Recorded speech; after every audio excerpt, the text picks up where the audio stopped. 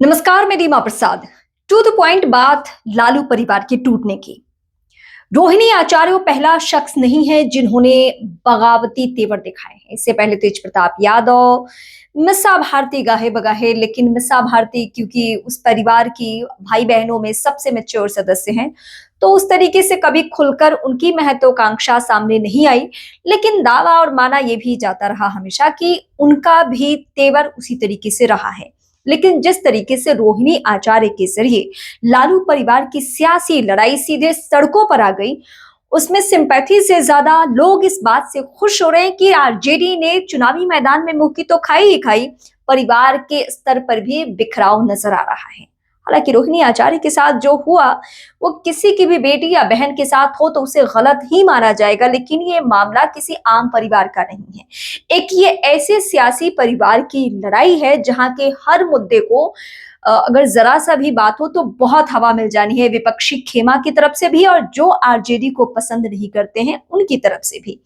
अब जो रोहिणी आचार्य ने कदम उठाए उसका सीधे सीधे असर ये हुआ कि लोगों ने ये सवाल दागना शुरू कर दिया कि अगर अपनी बहू यानी तेज प्रताप की वाइफ ऐश्वर्या के साथ जो सुलूक हुआ और फिर बेटी रोहिणी आचार्य के साथ जो सुलूक हुआ, अगर लालू परिवार अपने घर की बेटी बहू को इज्जत नहीं दे पा रहे हैं तो बिहार की महिलाओं को वो कैसे सुरक्षित रखेंगे।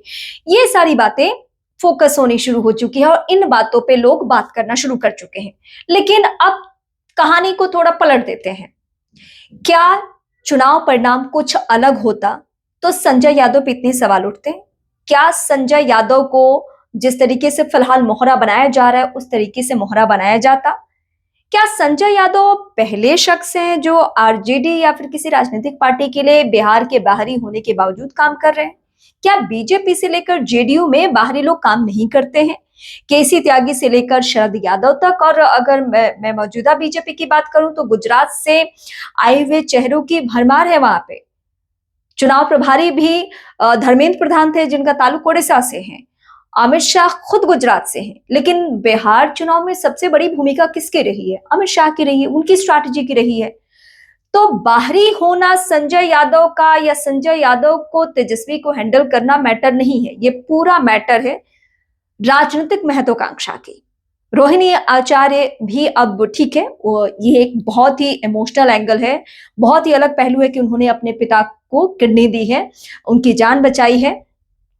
लेकिन बिहार ही नहीं बल्कि देश के ज्यादातर परिवार अपनी बेटी या बहन को किसी भी चीज में हिस्सेदारी नहीं देते हैं।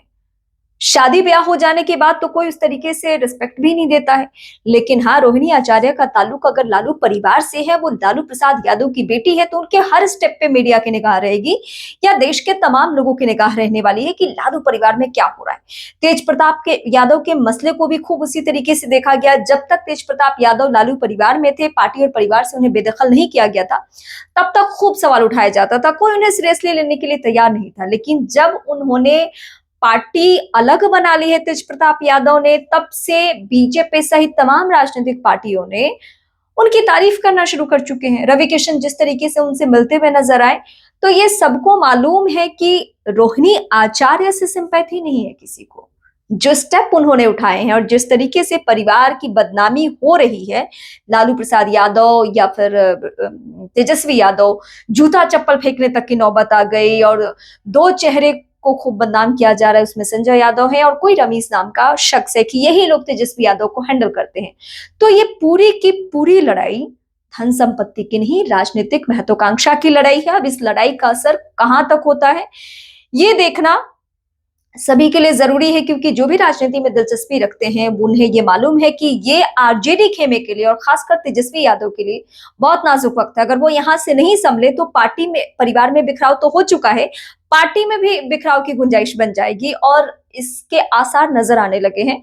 हालांकि चुनाव हारने के इतने दिनों बाद उन्होंने अपने पार्टी के नेताओं के साथ मीटिंग की है और मीटिंग के बाद उन्होंने कई स्ट्रैटेजी तैयार की है, कैसे सरकार को घेरना है, आने वाले वक्त में किन मुद्दों पर बात करनी है। लेकिन फिलहाल लालू परिवार की लड़ाई सड़कों पर आ चुकी है।